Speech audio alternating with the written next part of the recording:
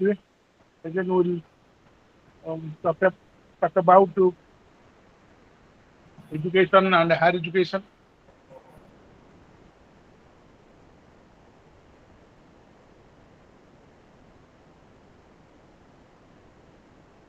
Subhasmita, Subhasmita, Good evening, sir. good evening, good evening. So, today only two students are there. The Subhasmita and Nivedita, they join, some more students may join, you know. So, have you gone through your syllabus, Subhasmita? Yes, sir. Have you gone through your syllabus? One in higher education.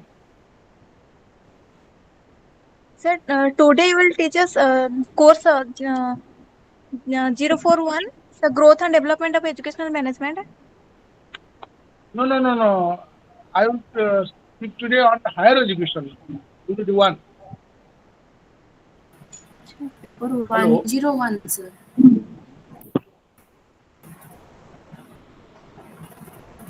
Sir,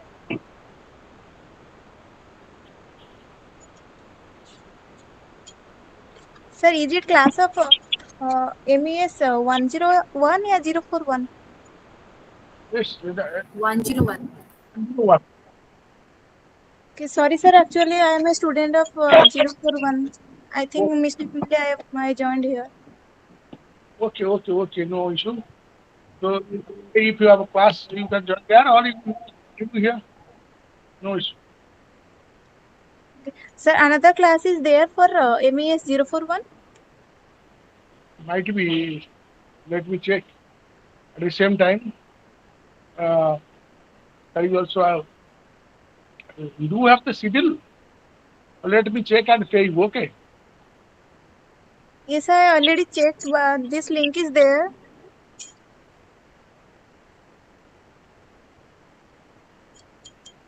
So today we will discuss only aims of higher education.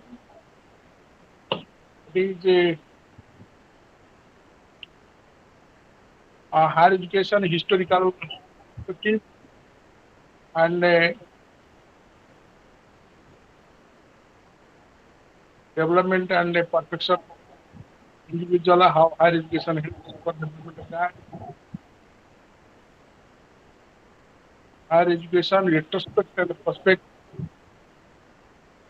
Okay. Sir, actually another link is there. I should join there. Okay, Mm, okay. okay, thank you, sir.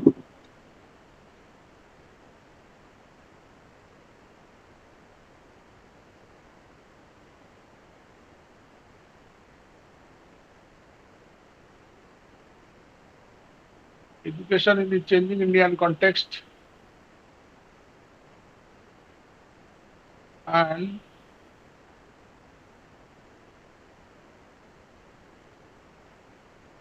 universities and contemporary changes.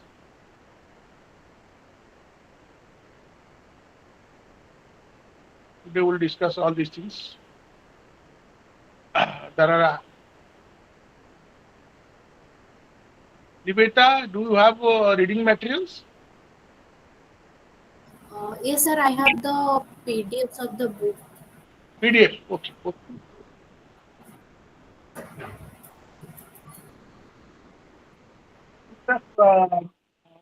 I think it's a 710. I think you are the only who has joined. Just we'll have some points discussion on higher education. As you know that Rabindranath Tagore, the famous Gurudev, who is popularly known as Gurudev, and he won a Nobel Prize for his the best literary contribution, that is Gitanjali.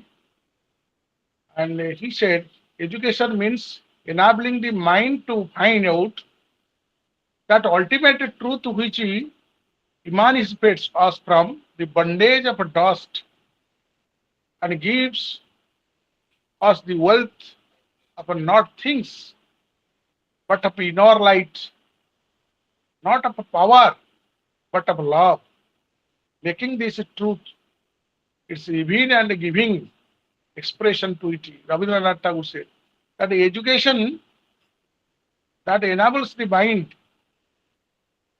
and to helps to find out, helps find out the truth, that is ultimate truth.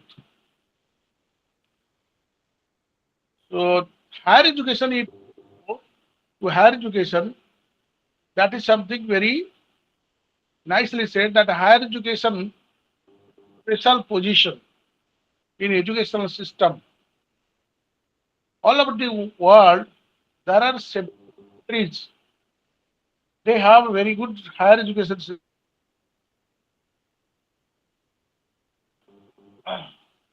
So after going through this chapter, we'll know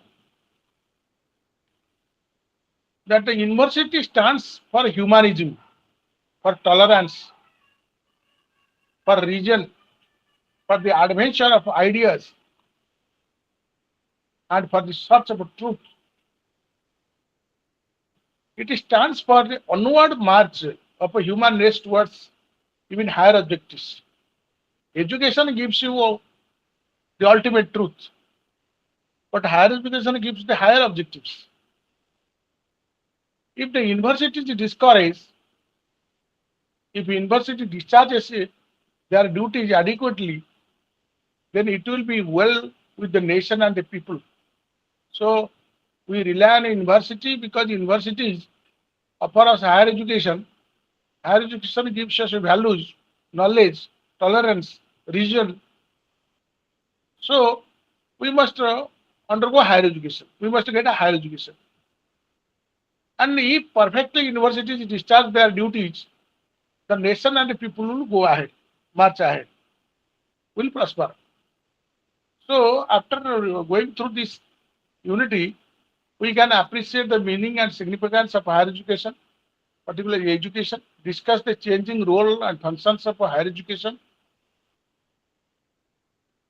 through the history of education, then estimate the role of higher education with regard to individual, society, and knowledge. Another student, Elena Mishra, has joined. Welcome. So now we will discuss how education and higher education. So that is, we talk about education, we talk about higher education. So the term education and term higher education, how it differs, how it leads to higher order of learning. The term education is used in a variety of contexts and denotes different meaning in different contexts. And it is said it is the broadest sense that gives you experience and that also enables your mind, character, physical ability, develops individual, and education empowers individual, human being. So education makes a man perfect by changing behavior, by changing mindset, by accepting values, adding values, social values, moral values. So another thing, when we talk about higher education,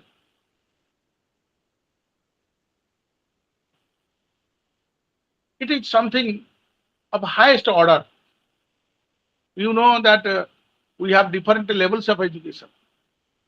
We have primary, secondary, higher secondary, and higher education.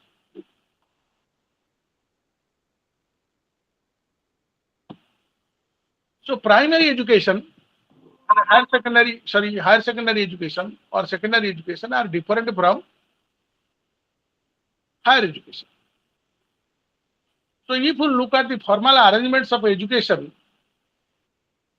individuals or students in the present day societies, they talk about the hierarchy, our own educational ladder. And you know that primary education starts at the age of 6, that means 5 plus. And it is elementary education, that is primary also, elementary education, secondary education, higher secondary education, and higher education. These are the stages or levels. As you know that in 1968, first time after independence, Parliament approved national policy on education. And we committed to introduce the national pattern of education, that is 10 plus 2 plus 3, where plus 2 is of higher secondary and 3 plus 3 is higher education. It implies that 10 years of high school and again, if you will talk about how 10 years, 5 years of a primary, 3 years of upper primary, 2 years of a secondary. That is, sum total is 10 years. Then again, 2 years of plus 2, that is 11th and 12th, that is higher secondary. After 12 years of school education, schooling, that is plus 3, 3 years of a degree course. So now you know there is a change in 2020. The system has been changed, the level has been changed, there are stages has been changed. So the new system is something different, but that will be accepted. 4-year degree course will be there, 4-year secondary schooling will be there. There will be no plus 2 concept like this. There is a foundational, preparatory, middle, secondary, and your higher education. So higher education comes after higher secondary or 12th class. So after plus 3, somebody is going for master degree and PhD. So these are the stages of higher education also.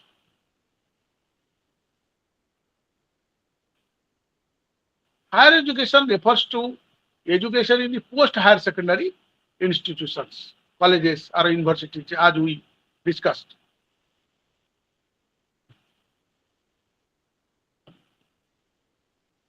Roja is there. Roja, am I audible? Yes, sir. Audible, sir. Yeah. So now, if there is difficulty, you can say me and I can turn it to ODI also sometime. So you know, the higher education to education in post higher secondary. That means after higher secondary, we will have higher education. And the colleges offered higher education, degree colleges, universities. So in the formal setup, we have colleges where do you attend your classes regularly. There is also non-formal board like IGNU, OSU. They also offer higher education in non-formal board.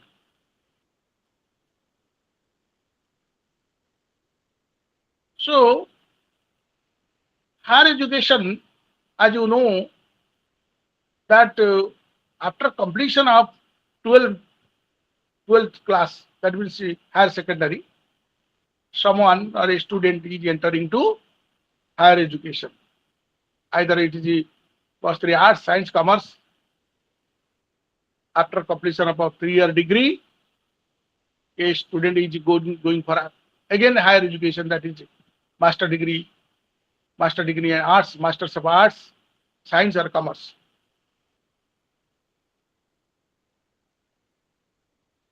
So there are three aspects interlinked with uh, the development of higher education. One is that socio-economic status. For example, someone is undergoing higher education. There will be social development. There will be economic development. So under this economic development, there will be industrial development will be there. The more the research, more the development. For example, we will conduct research. Science students, botany students, zoology students, they will conduct research. They will find something new, variety of to say seeds that can harvest more paddies, crops. So that is a kind of research in development, industry, and utilizing our natural resources. So higher education provides you greater specialization. Greater specialization.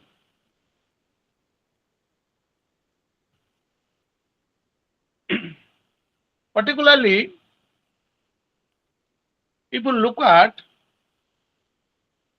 centuries ago, the students normally studying philosophy, mathematics, medicines in their university. But today, we have a number of branches of the study. Number of branches. So, how these number of branches have been emerged? These branches come up because of the specialization. As like your medicine, somebody is a doctor, orthopedic doctor who is looking after your bones, like that somebody is ophthalmologist who looks after your eye. Again, there is also specialization. More and more you go up higher, you will find more and more specialization. As you are education students, your specialization is the education. The second aspect is that the society grew because of the contribution of many people, different people. You can say so the composition of a society. And after this technological intervention, ICT, technology, you say life become more complex. So you can say that if although you have technology, but there is always a scarcity of time, paucity of time, because the work has been increased, number of works have been increased.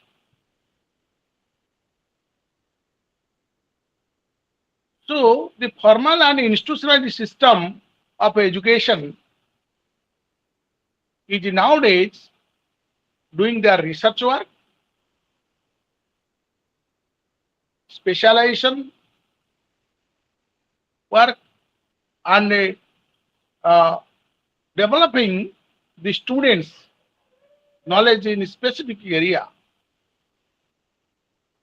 There is also research.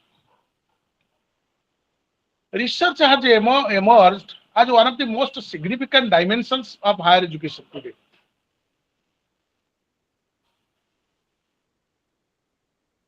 Elena, am I audible?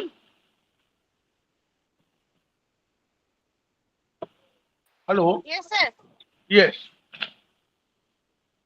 As you know, that the research is something that gives you power. Research creates for creation of a knowledge, new knowledge. As you know, knowledge is the power. Knowledge is power. and creation of our own knowledge through research is one of the important aspects of higher education.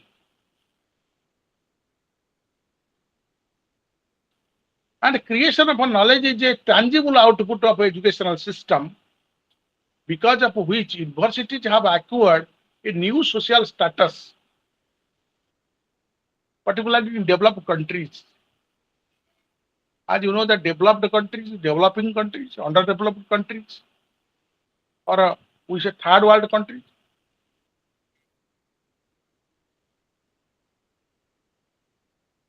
Developed countries, they have developed laboratories for research.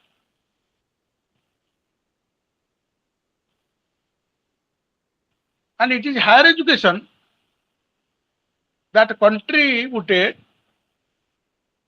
for the development of these nations, now those who are called developed nations.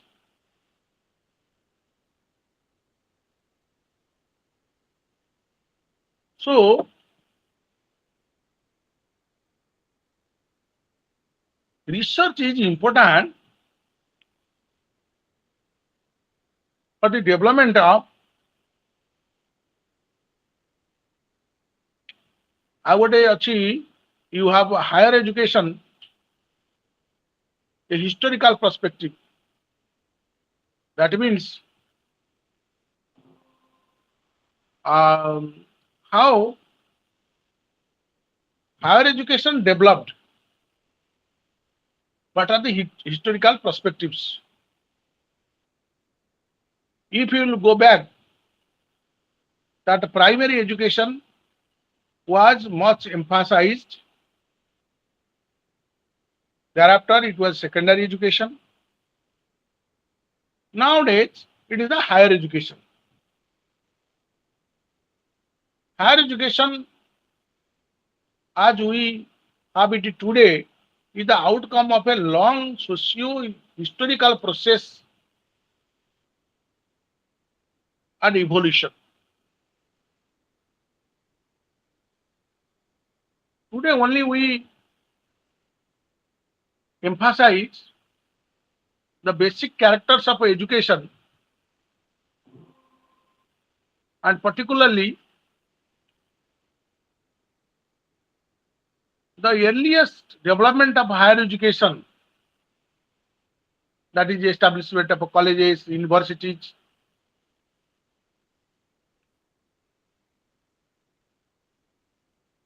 And if you will go back to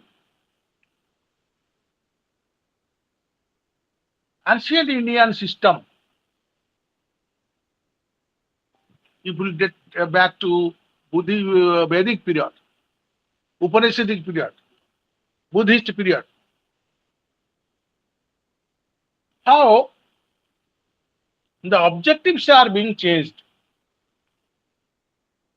from one era to another era.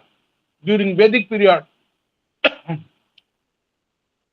spiritual perfection or attainment of moksha was the highest or top objective of education.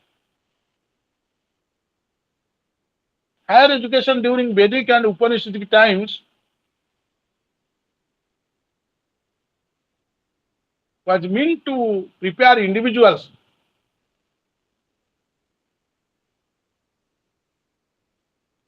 to prepare a life, to lead a life of highest standard as a model. Knowledge was power, as we discussed that knowledge is power, and during Vedic period, education was aimed at preparing individuals for such life to of a highest order by which you can guide others. The medieval Christians in Europe, the aim of education was to prepare the individual not for this life, but for the life to come in the other world.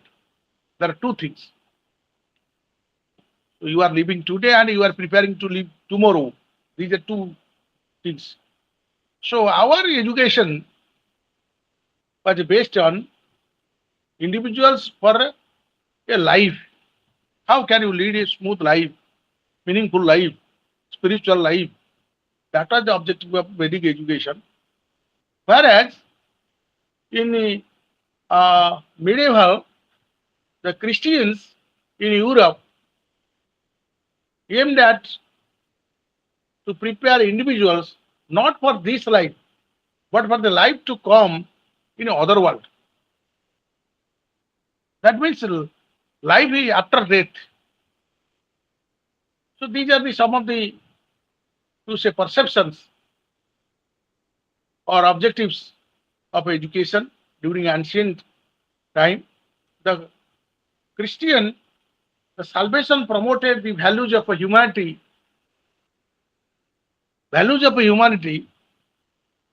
by self abnegation, neglecting yourself, neglecting your the very behavior, very values, self. You are not understanding yourself, you are neglecting yourself, but preparing for the next birth. That was the time we can say that earlier these things were there.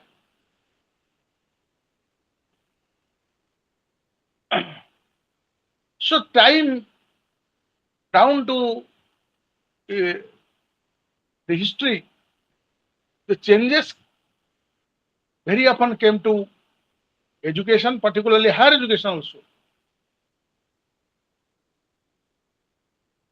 In Grishor, liberal education had meant the education of the free man as contrasted to the slave or artisans.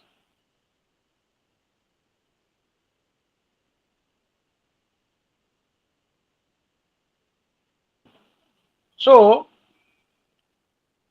so now we talk about more secular interpretation of individual development, which came as a result of a socio-political developments,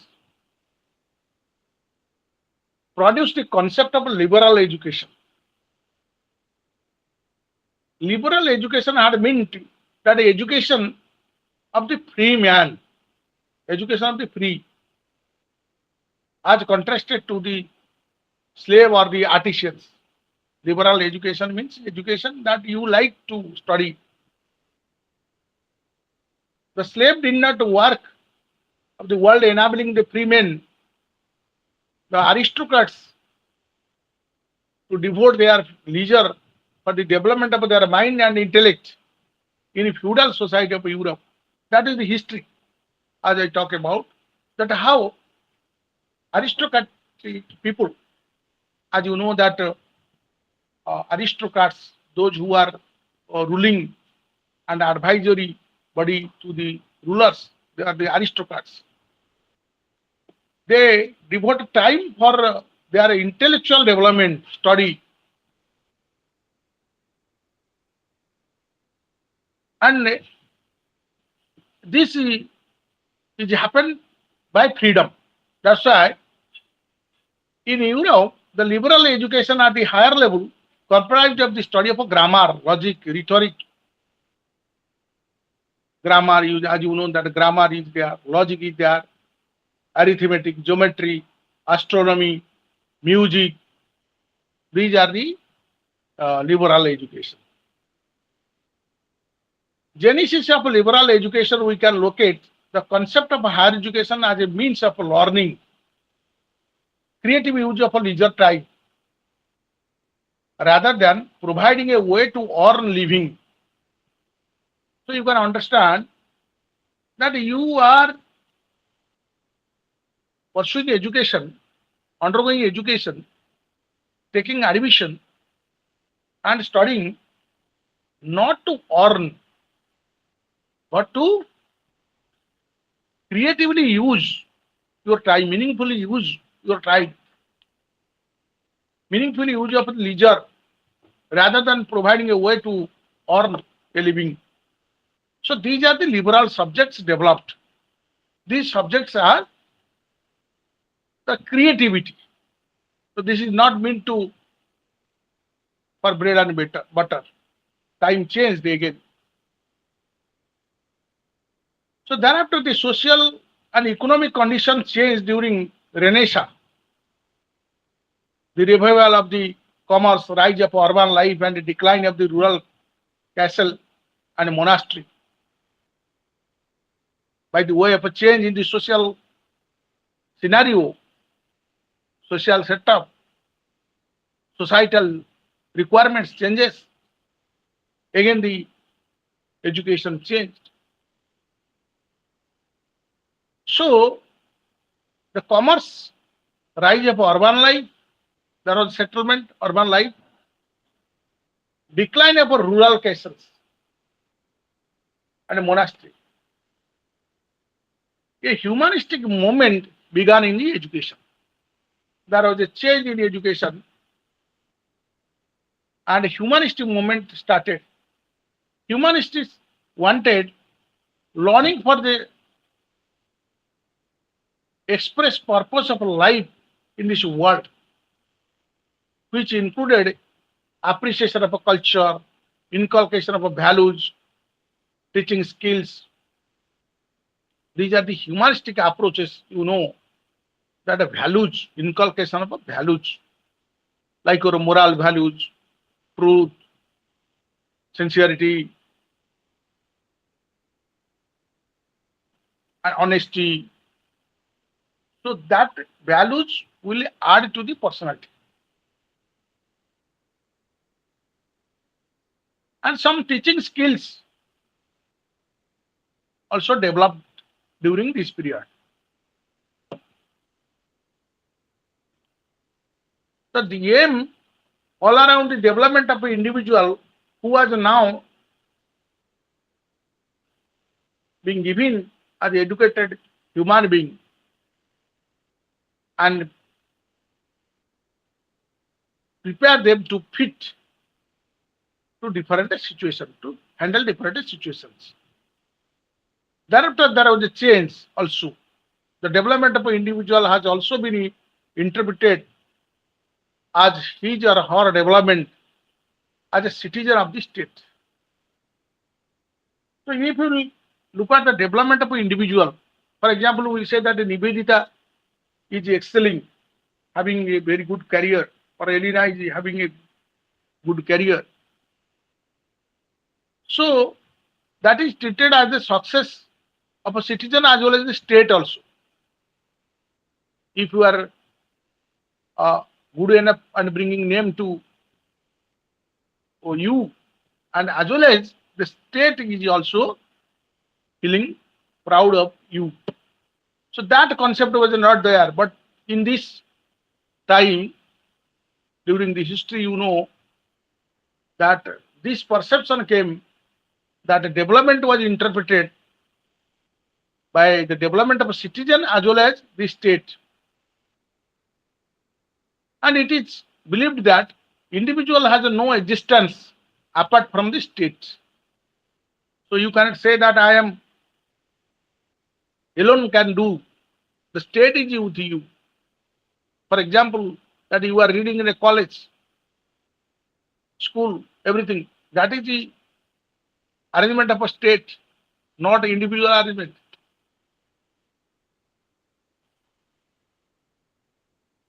So the development of an individual has also interpreted as the development of the state. Accordingly, the stress was given on individual development not as an end in itself, but for extreme example itself, but for extreme examples of the educational system which subordinate the individual to the state. That means you will be an army officer or one IS officer, OS officer, whatever it may be.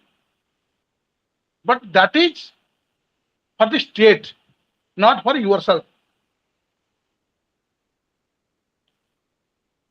So that means by the achievement, how this role of education is being changed. There was in ancient times that was salvation. Again in the medieval period, it was the life after death. But now you see the development of individual is more humanistic in approach and trying to say that the development of individual is also the development of the state. Individual is not apart from the state. On the other hand, there has been a trend throughout the history to orient educational aims at all stages to the full development of an individual's personality and self-satisfying. Again, for example, you want to be a doctor. That is your self-satisfaction when you got a medical seat. So here also you can interpret that how the value has been added, that you got a medical seat and you will be a good doctor, and good doctor will be posted in a good place and you will serve the society. That is the purpose. It is also believed that the highest development of all individuals will contribute towards the social good rather than against it. If you are a good doctor, if you are a good OS officer, or to say officer, that you will serve for the society. And your development is development of the state. That was the concept. So this concept again changed by the time there was also people talk about new thinkers came up. As you know that courage is essential to intellectual probity. It is said that if you have courage, you can speak truth. If you don't have courage, you cannot speak truth. So like that, courage is essential to intellectual probity as well as to physical heroism. So you, if you do have courage, you can do something intellectually and physically. The real world is more unknown than we like to think. From the first day of our life, we practice. The real world is something different. For example, whenever you are in a home, your family, your mother, father, sisters, you do not understand what is the difficulty of a life beyond your home or house.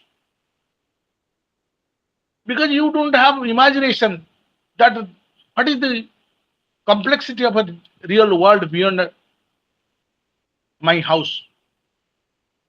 That is the context. So all sorts of intellectual systems, you can say Christianity, socialism, patriotism, these are developed through this higher education as individual pursuit. Individual developed all these things. Human beings develop these things. And it is the word of Bertrand Russell that a free mental life cannot be as warm and comfortable and sociable as a life involved in a creed. Only a creed can give the feeling of a cozy fireside while the winter storms are raging without. Bertrand Russell says that how your mind is being set. Your mind is being set by your perception of your family, your mother, and how their mind has been set up by a creed, the faith system, belief system. So you have a set of a belief system.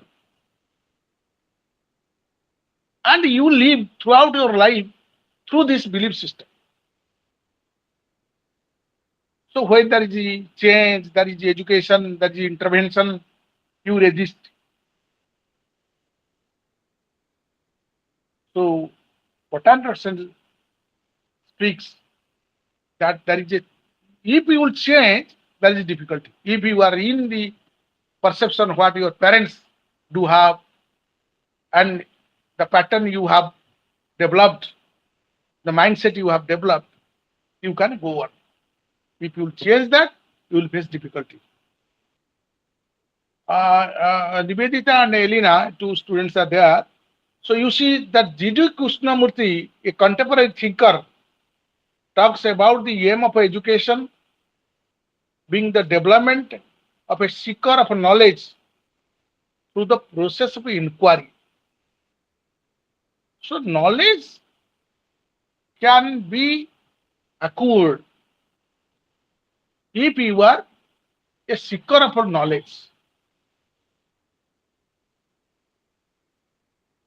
As you know that Alvin Toffler in his book Future Shock talks about the aims of education for an individual: learning how to learn, learning to relate, learning to make choices. All these things are there. That is pursuit of and transmission of knowledge. The role of higher education in relation to knowledge has been predominant in the history.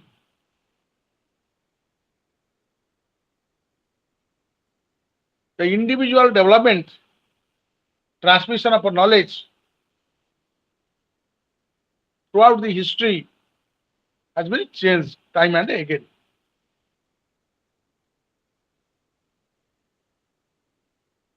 Vedic Indians classified knowledge as Paravidya, Aparavidya.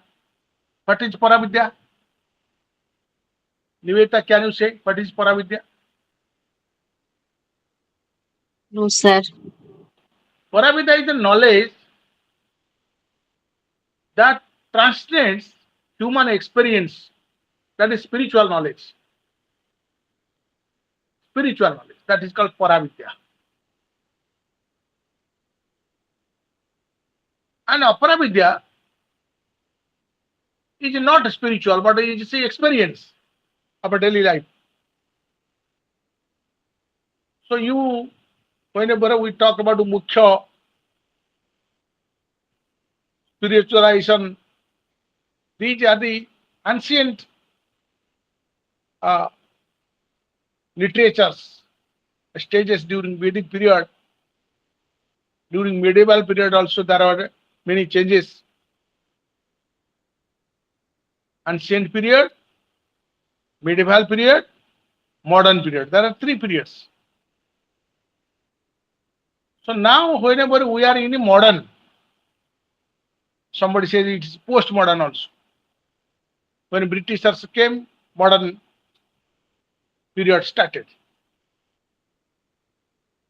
And during medieval period, there are also changes. During ancient period, there were a higher education. In medieval period, there is a higher education. And modern period, there is higher education. In modern period, you know that higher education is higher order of learning.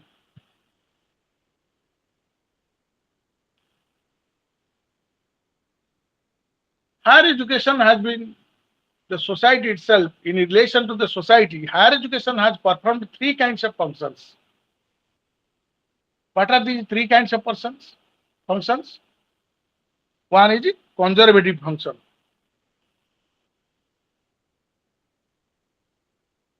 One is conservative function. Another is creative function. Third one is critical function.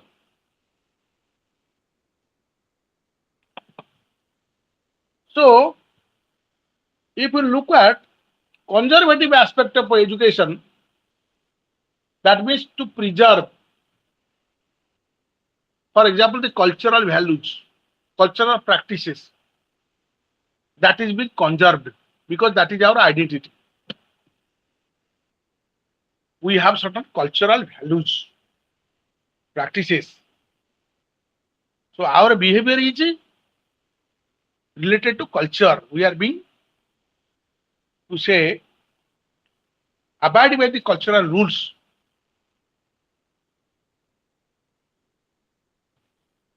And the role of education is to preserve these cultural values and transmit to the successors, next generation, those who are coming up. And how education system become the custodians. Unless education system transmits it to, culture may perish, may die. This is one function. Another function is creative. There must be the education develops creativity. How the values it develops and it changes at times due to the creative outlook of the people as a whole. We talk about creativity function of higher education because higher education promotes creativity.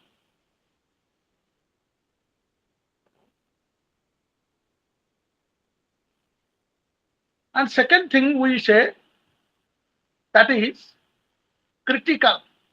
What is this critical? That is critical appreciation, complete appreciation, total appreciation.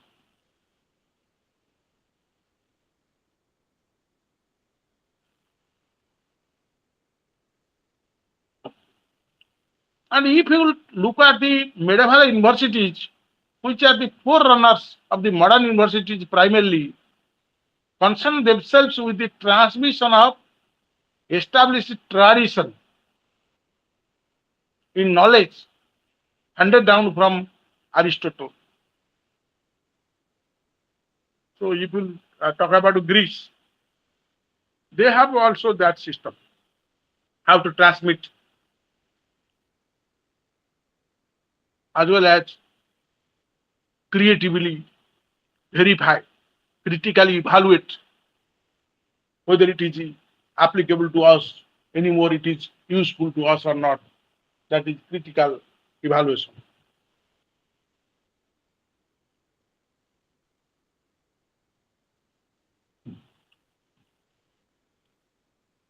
So if you look at the changing Indian context, higher education, changing Indian context. After independence, before independence, there are also committees, commissions looking after the higher education. As you know, that there was a Calcutta University Commission, which suggested and recommended for establishment of more and more higher educational institutions. It was prior to independence. But after independence, as you know, that first is the University Education Commission that was under Dr. Sarvapalli Radhakrishnan. And Dr. Radhakrishnan recognized if India is to conduct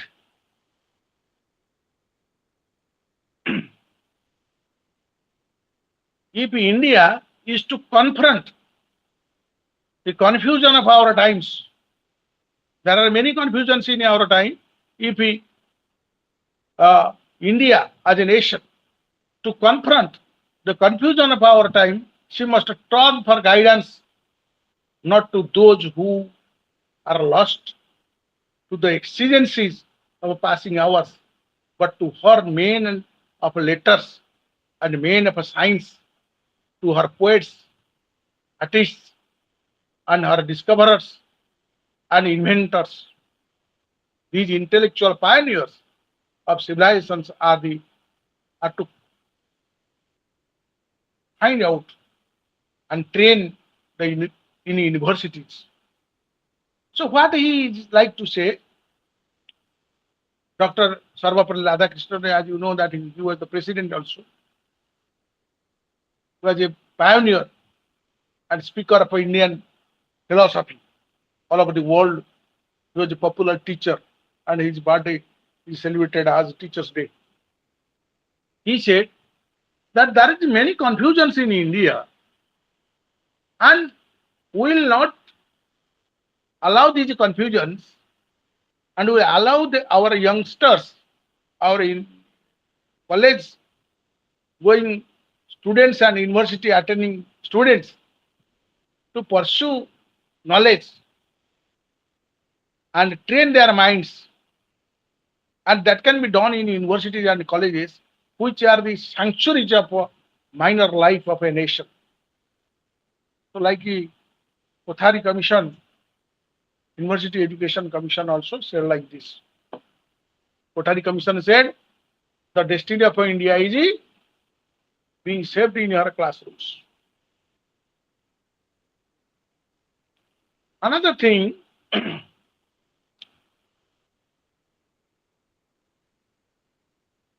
the great universities produce great people. If you look at Nalanda, Takshashila, and many more ancient universities, they are providing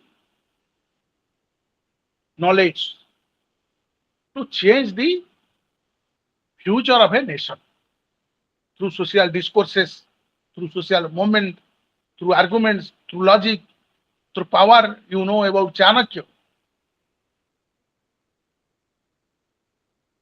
So you know that how powerful was there, because it is education. Sometimes kings and monarchs were being educated in these ancient universities. By virtue of their knowledge, they were ruling their state.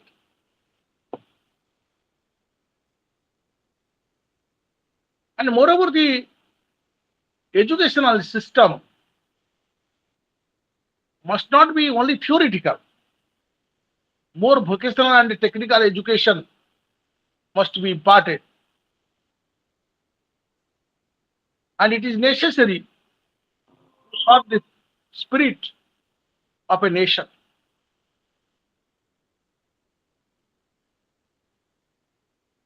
We should preserve the values of a democracy.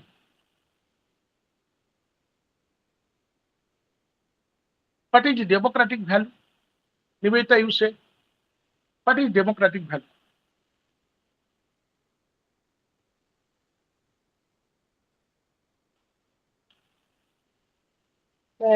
Democratic means everyone is equal.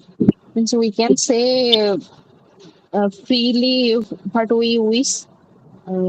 That is democratic. Correct, correct.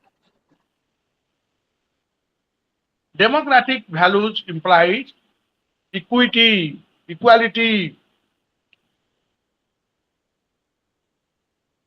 non-discrimination, participation, collaboration, cooperation. That is democracy. Democracy is a way of life. It's not only politics. It's a form of politics. It's a way of life. Democracy provides you openness, open-mindedness, accepting all, tolerance, patience, cooperation, helping each other, fellow feeling. So these are the democratic values and practices. Our constitution stands for justice, liberty, equality, fraternity. That we declare that how the constitution lays importance on the values. And if we look at Education Commission, Kothari Commission is also known as the Education Commission 1966. According to Education Commission or Kothari Commission, while the fundamental values to which universities owe their allegiance are largely unrelated to time and circumstances. Their functions change from time to time. Their tasks are no longer confined to the two traditions, functions of teaching and advancement of knowledge. They are assuming new functions, and the older ones are increasing in range, depth, and complexity. So the function of a university is multifarious. It is not only ensure depth in knowledge, but it provides the opportunity to explore yourself, coming out from the traditional bent of mind, openness, rejecting the older practices which we are deterring, and because the new system emphasizes more depth to study.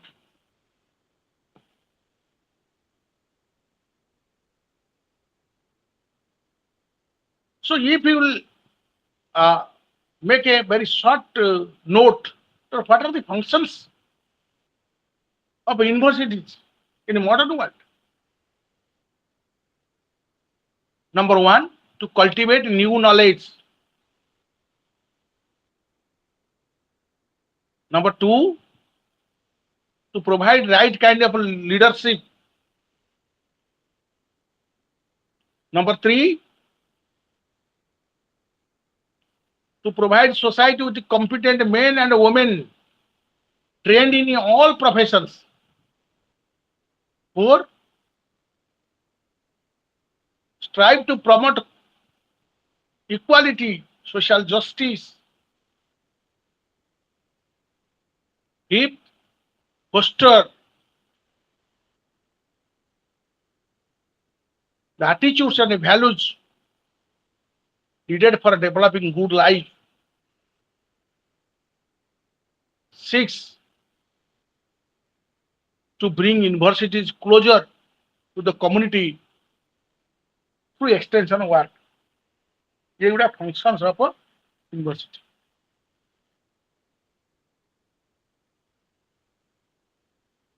এই ୟୁନିଭର୍ସିଟିର function ଗୁଡାକ କିଏ define କରେ? ହୁ are defining the functions of universities? The functions of universities are defined by the policies, national policies.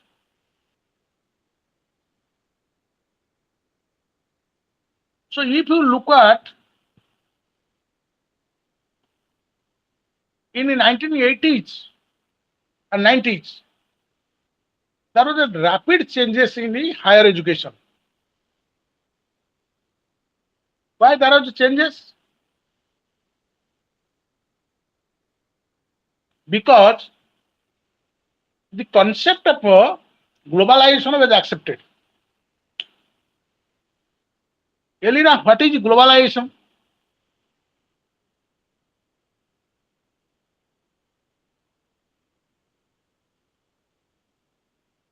Hello, Elena. Yes, sir. What is globalization? Sir, that is the interconnectedness and interdependentness. माने आमे आउ का ऊपर dependent हेचे आउ कि आम ऊपर डिपेंडेंट हेचे माने आमे आगुरु कोन होतला जिंसरा गोटे जगह मिलुतला एबे आमे जेहेतु आउ जण को माने समस्त सहित इंटरकनेक्टेड और इंटरडिपेंडेंट आम पाखरे कोन गोटे रहले भी आमे से जे अवेलेबल करे परचे सेठी गोटे कोन रहले भी आम पाखरे अवेलेबल हे परचे. That is a kind of openness. Globalization brought changes not only in the front of economic development, trade and commerce, but also in the front of knowledge, research, education, science and technology. So when globalization is the echo of the world, the concept of Vasudeva Kutumbakam, concept of Vasudeva Kutumbakam. Nivedita, you Yes, say, sir. what is Vasudeva Kutumbakam? Sir, I'm unable to. Hello? Elena, what is Sir, Vasudeva can you Kutumbakam? please repeat the question? What is Vasudeva Kutumbakam concept? So the Sir, whole world is one family like. Correct. Whole world is one family. That means you cannot leave someone and lead a happy life. Everybody is an essential part of your family. So the concept of Vasudeva Kutumbakam is an ancient Indian virtue that is being propagated through education. Old and traditionals of India that stands for virtues, values. So after globalization, there are many changes in universities, interdependency, inter-institutional schemes, and pushing forward to drive towards globalization, student exchange program, academic staff, curricula. There is a evaluation of the performance all over the world, job opportunities all around the. And another thing that is the degree deleaking from job, which 1986 policy propagated. That means if you have a degree, you cannot claim a job unless you have a skill. That was the basic point. And at the end of this unity, I can say that education is such a huge undertaking. It has so radical influence on a man's destiny that will make a nation great if it is handled carefully, utilized carefully. So I think that you have conceptualized some of the aspects that is about this aims of higher education. Now we'll just have a brief look on how higher education and the society are interlocked and interlinked. So you know that society and education are interrelated. Society and education is interrelated. There will be no education if there is no society, and there is no society, to say civilized society, if there is no education. Education is a powerful, to say, and higher education gives dimensions to new dimensions to the social concepts. If you look at the social domain, society as a whole, society changes slowly But if you compare, science changes rapidly. Society changes slowly, but science changes rapidly. I can cite an example. As you know, that society changes slowly means your social focus, morals, all these, it takes a long time to change itself. But science, you are free to choose whatever you use.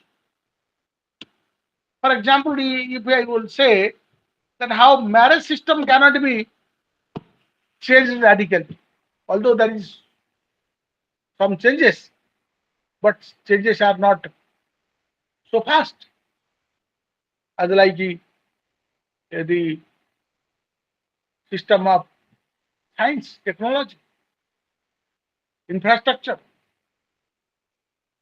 There is fast changes in infrastructure. There is fast changes in communication, but there is slow changes in social dimensions. So we live with our social values. Whatever we say and whatever we have our own approach, we can say that it is because that we believe in a social frame, social system.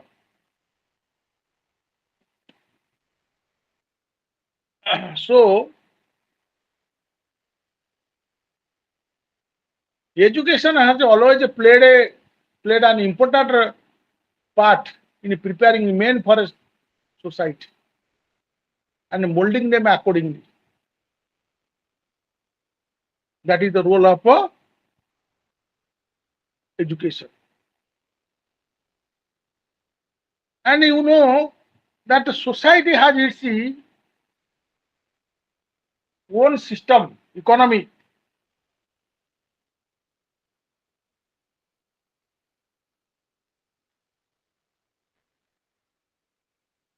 How higher education influence economy?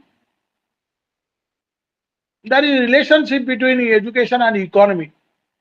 In all historical periods,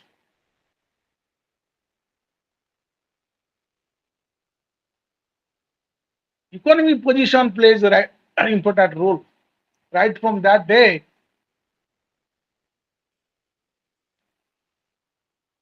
the tribal trips through which they have influence over what has to be taught and how.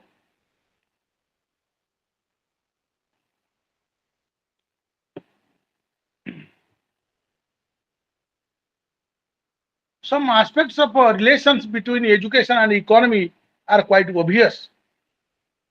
Small countries with agriculture or plantation economy are not likely to have steel mills or aircraft. That is important. Small countries, they cannot afford because economy plays important role.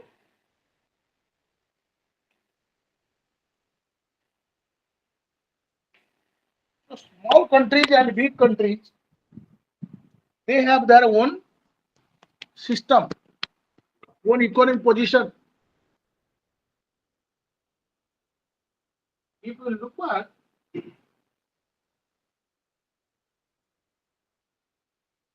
all the policy, educational policy, emphasize equally how education is related to economy. There is also a paper called Economics of Education.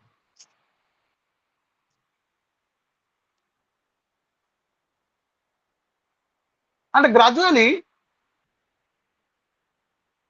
central importance has been given to production of a social knowledge and the creation of curricula to meet academic objectives.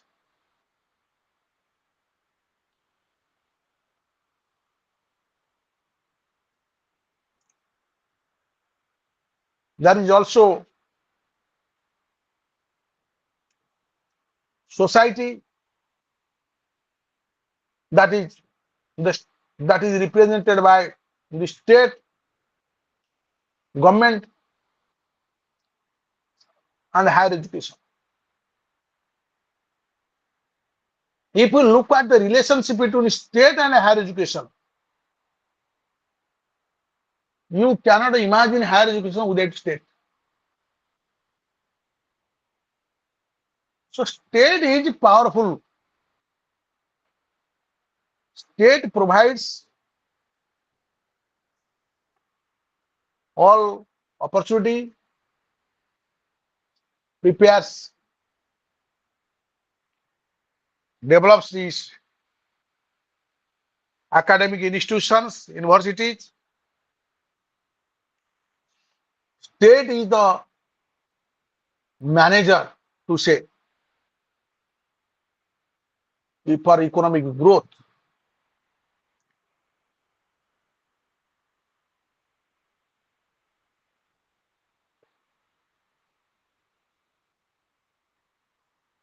And another thing I want to focus,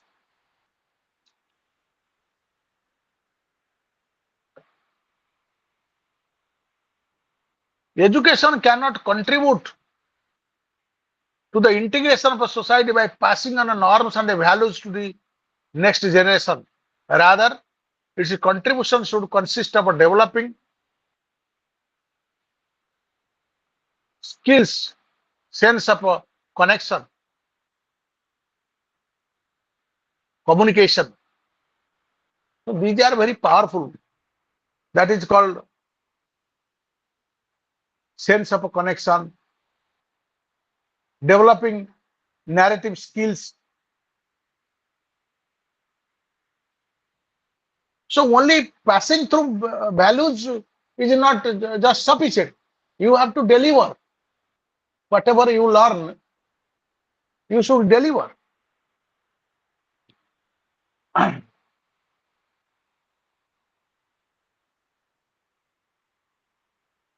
So university is a social sub-social system. School is a, we say that it is a miniature form of a society, rather to say subsystem, social subsystem. Now we'll discuss how university as a social entity, the relationship between society and university has, however, undergone a change. There is a relationship between the two. The higher educational system, however it may important, is one part of the larger society. And if higher education develops, it is a part of the society. The students come from various strata, social level to family, with a hope and aspiration related to the possibilities of their careers, life as a whole in a given society. It draws its financial and administrative support from society. University cannot run without financial or administrative control.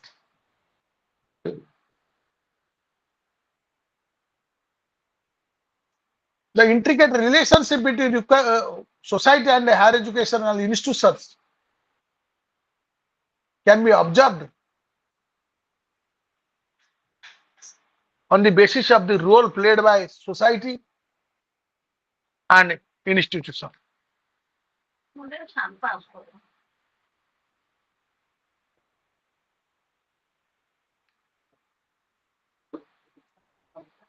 So, the relationship between society and university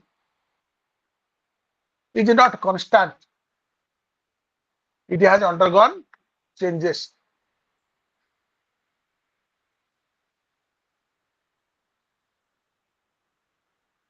As mentioned, that universities are undergoing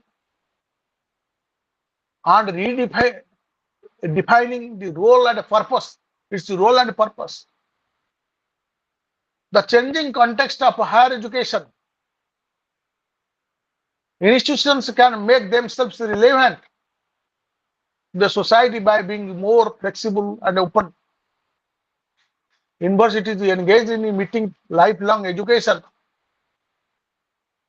needs of people in employment, redefining teaching, learning with use of a new information technology. ICT plays important role. ICT plays important role. So freedom, university does not enjoy freedom in terms of the, but there are certain universities, they have their own system. They can enjoy freedom.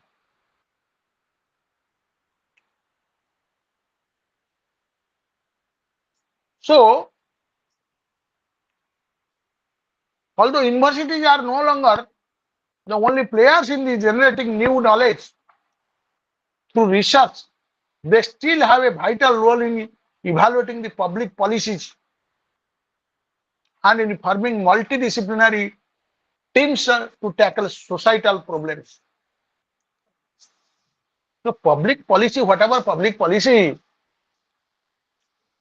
social policy, economy policy for public, that can be evaluated by university. Because the universities are the centers of learning, intellectual hub.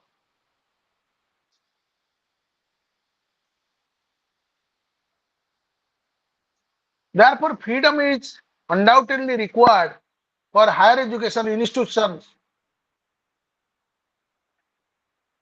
And basically, we can say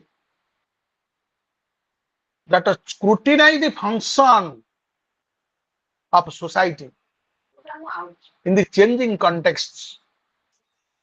As you know that ICT has brought many changes in the social strata, social domain, social interpretations. It has opened the world. It has brought the world to the your computer system, your laptop, your mobile phone. So therefore, this ICT played a major role.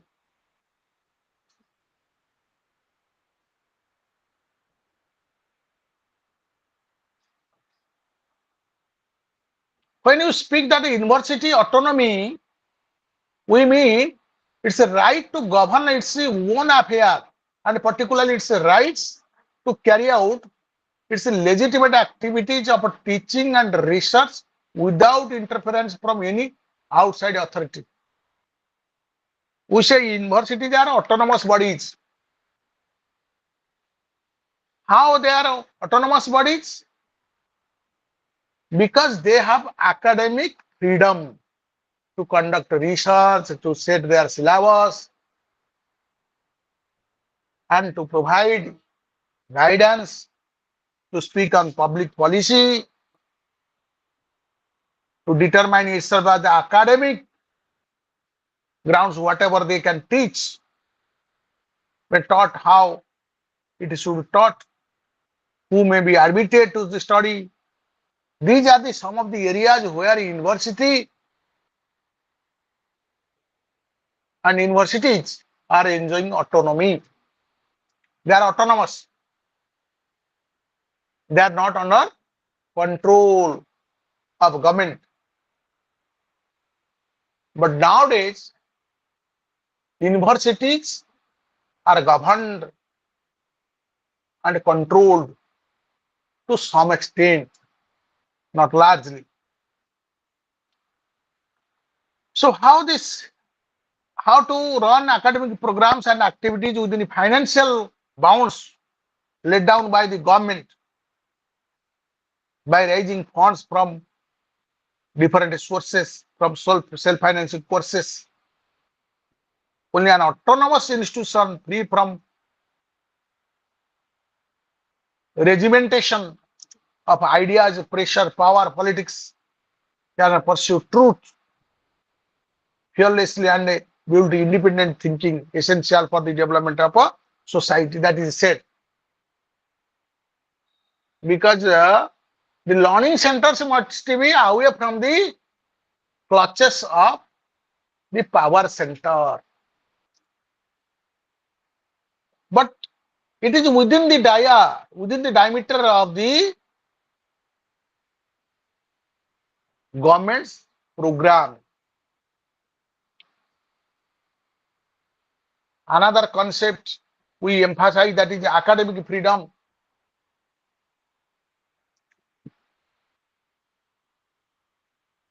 What is this academic freedom?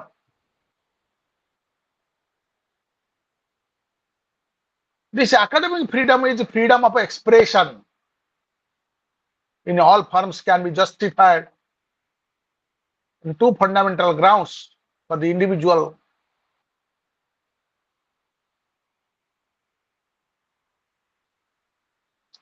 We talk about academic freedom is generally defined as the freedom of members of academic community assembled in colleges, universities, which underlies the effective performance of their functions of teaching, learning, practice of the arts and research.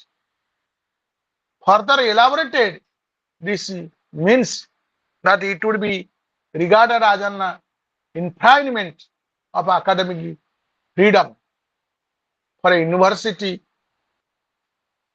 to impose any censorship on the utterance of any member staff.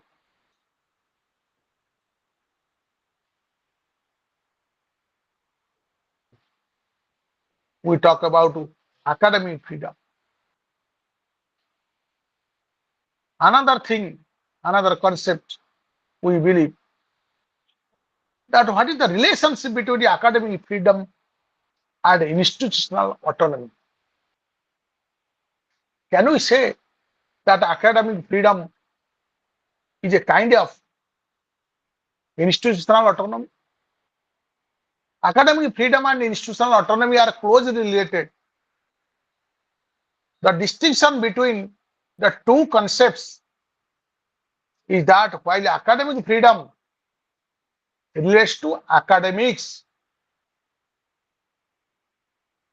Nivedita, what is academics? How do you define academics? Sir, academics mean starting some courses, means bachelor degree or master degree. Correct.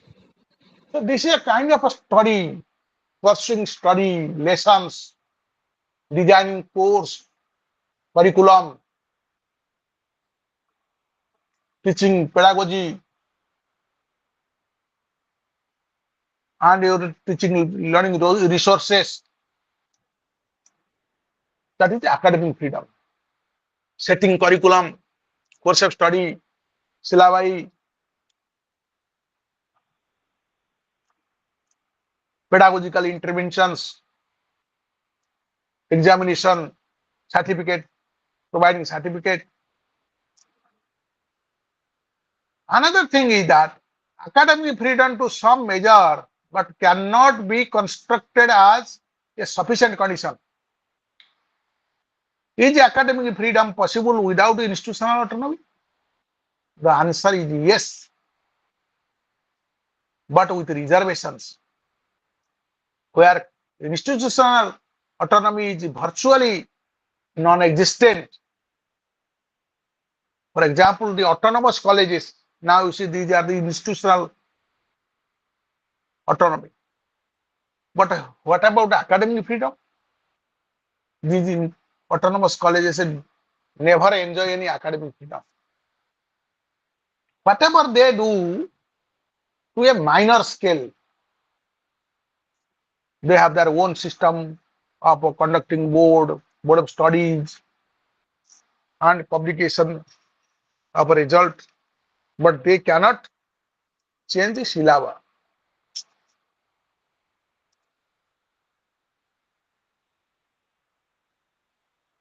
It seems reasonable to conclude that while it is possible to have academic freedom without institutional autonomy and vice versa, the two concepts tend to be mutually supporting to each other. That means without institutional autonomy, academic freedom can be enjoyed, can be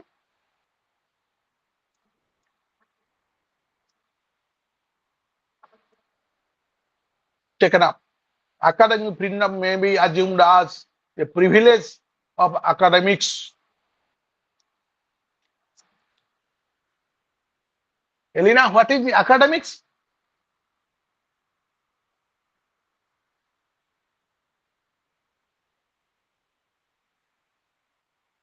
Elena, what is academics? Academics means those who are delivering or involved in academic activities. That is called academics. Privileged by academics means people who do deal with the academic matters necessary as a part of their job. This carry with two levels of responsibility required academics in their exercise.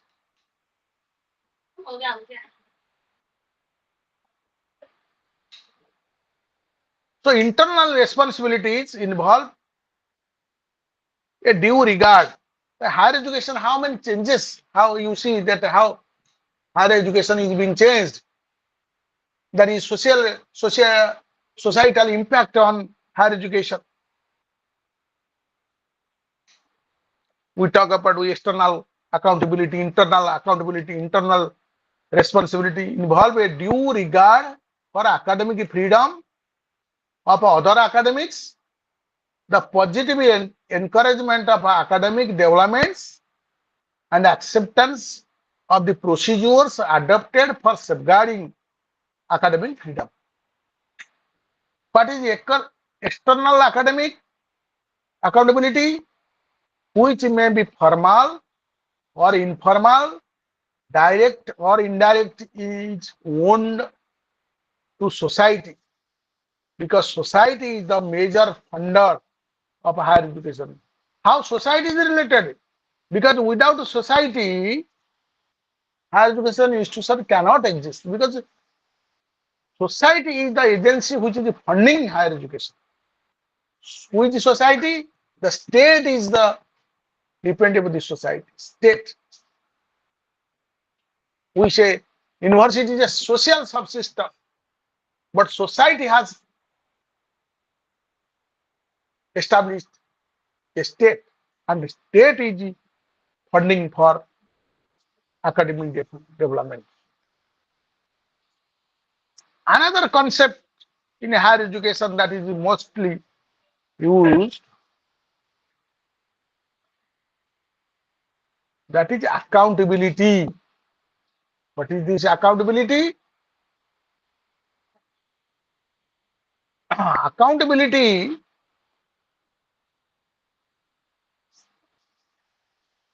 is something that when academic freedom in higher education is granted, at the same time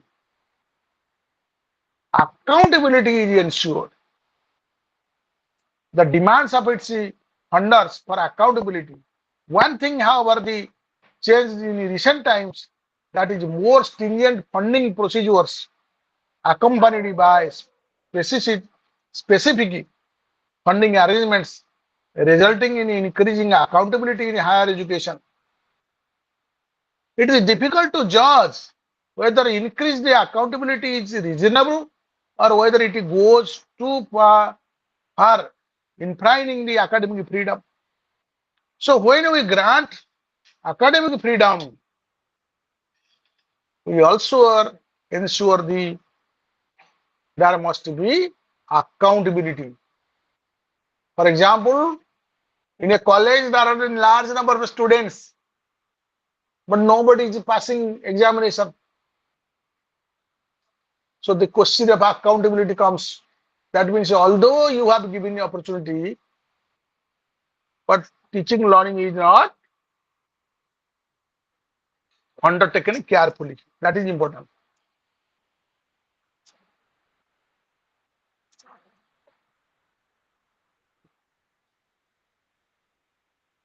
Another thing,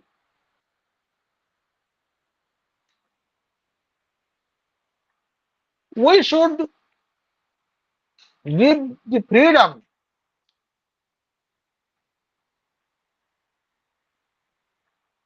to the university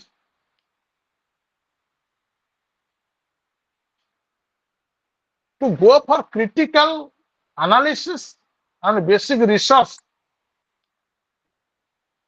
As you know, research is a powerful procedure to development. Unless there is research, there will no development. Development is the byproduct of research.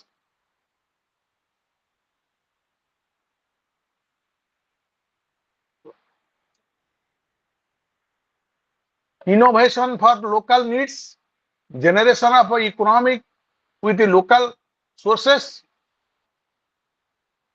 to be exposed. And we talk about innovations. We say innovation of great things. But at the same time, we are living that innovations can be also small to smaller. The very appropriate, to say the appropriate definition of a research is to know more and more about less and less. That is the research. Knowing in detail, that is research.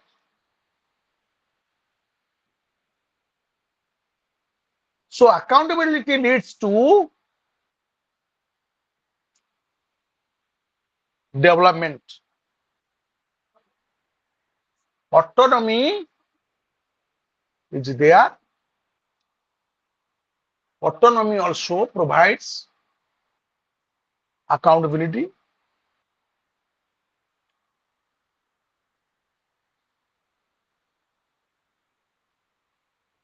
And now we will go for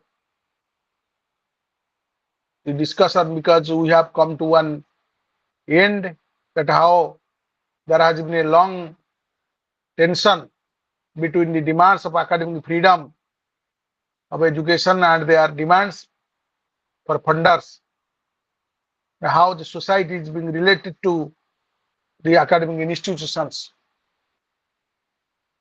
Nivinta and Elena, now we can go for our discussion. Any question?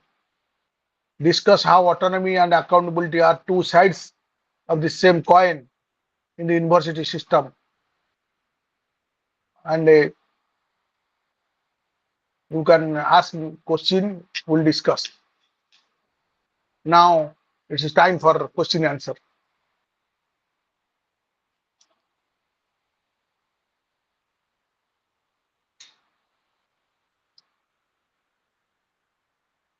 Any question, Nivedita?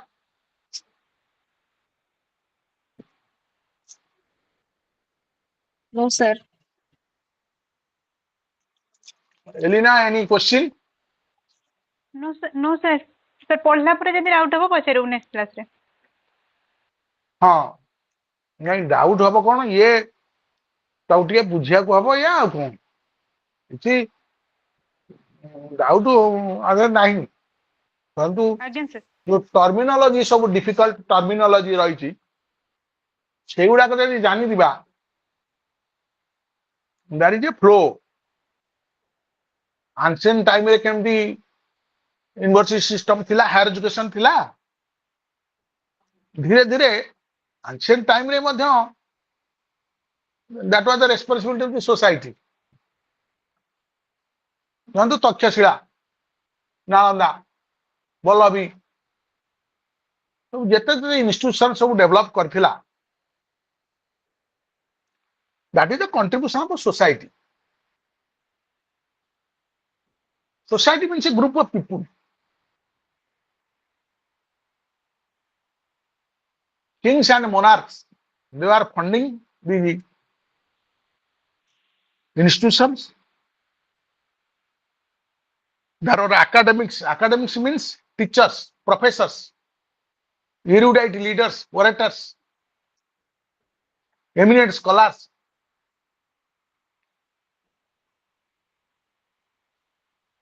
So if we look at how Vedic and a post-Vedic era, there is a lot of literary activities, dexterity, excellence, like writing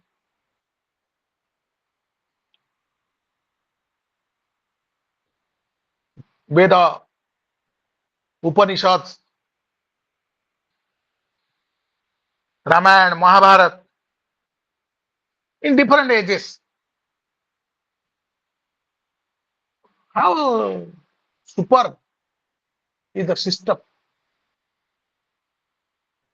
This is a powerful way that context about the ancient system of education, which gives us knowledge about our past. That is history. At present, society gives us enough opportunity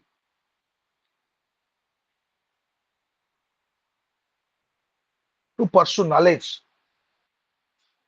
education through universities,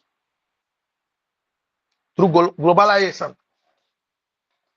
The globalization is not only in the form of economic liberalization, openness, opening domestic market to international operators.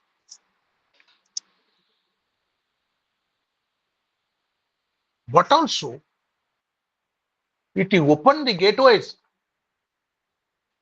for knowledge sharing, for ICT, for innovation, for research, for development, popularization of literature, so many things. Now we are talking about Indian knowledge system. That means to explore Indian system of knowledge. Nivedita and Elena, if you are staying at Bhubaneswar, hello, you can come Yes, to sir. yes, sir. If you are staying at Bhubaneswar, are you staying at Bhubaneswar? No, sir. Okay. If you would have been here, there is a national seminar on contributions of seers and sages. Certainly in our college, you could have joined there. Anyway, contributions of seers and sages to the progress and the prosperity of humanity and their reflections in 21st century. It talks about the ancient Indian system, knowledge system. But at present, the higher education is integrated with the society. Social habits, hobbies, bouquets, mores, traditions.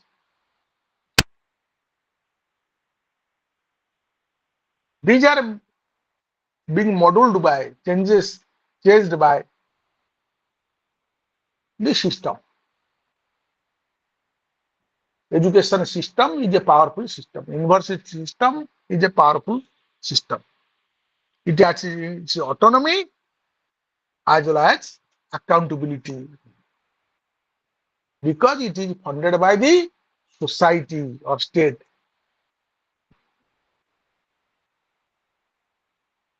State is a powerful organization. Society in the form of a state is developing all these institutions because the education strengthens human knowledge, develops research. So, Nibeta, if you have any question, any doubt, you can ask me.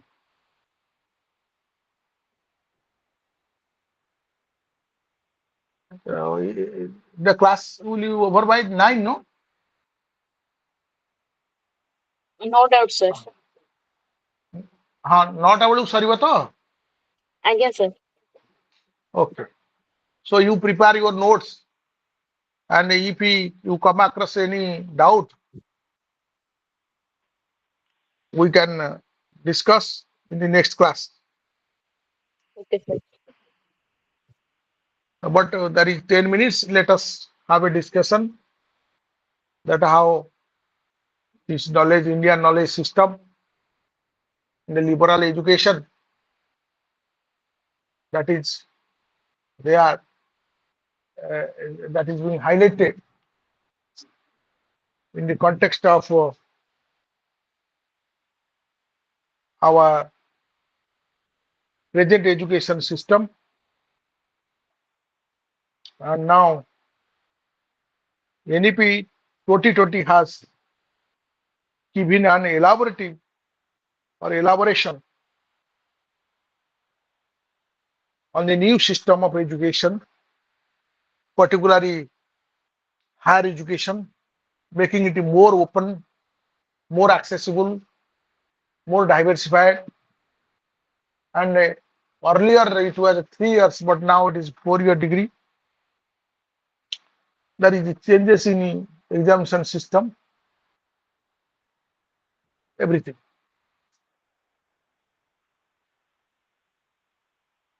Unity and activities. How does education prepare, perpetuate inequalities among classes?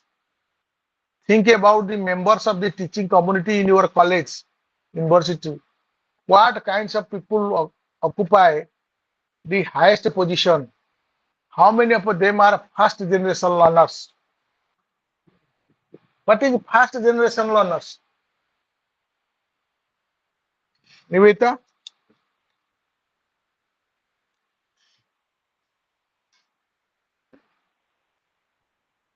First generation learners means in the family, before him or her, there was no learners. First time, for the first time, somebody is learning. For example, someone's father is having education up to 12th standard, but his son or daughter is at master's degree. So it is called the first generation learners in master degree.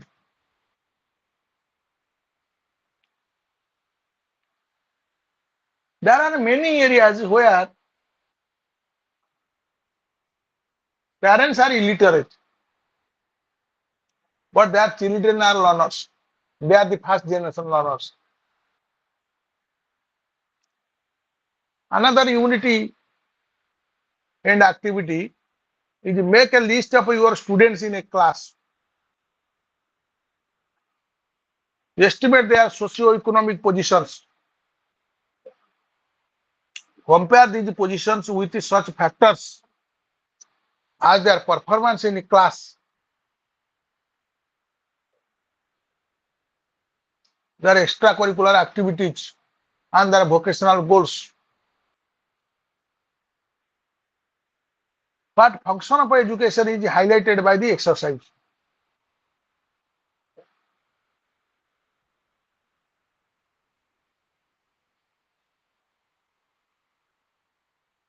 Another point is that read John Dewey, Democracy and Education.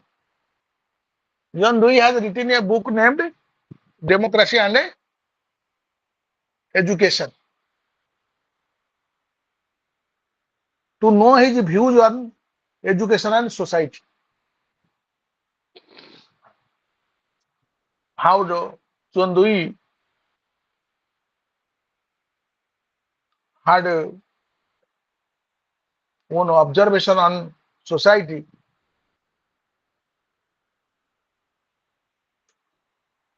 is placed there. What do you think of idea of a privatization of universities? Discuss the positive and negative features of raising the tuition fees for higher education. It's a current problem, current topic. Should educators see their role as a maintainer of the status quo as far as the social system is concerned? Discuss. Initiate a discussion among your colleagues on autonomy versus accountability with specific reference to your institution. How far is it correct?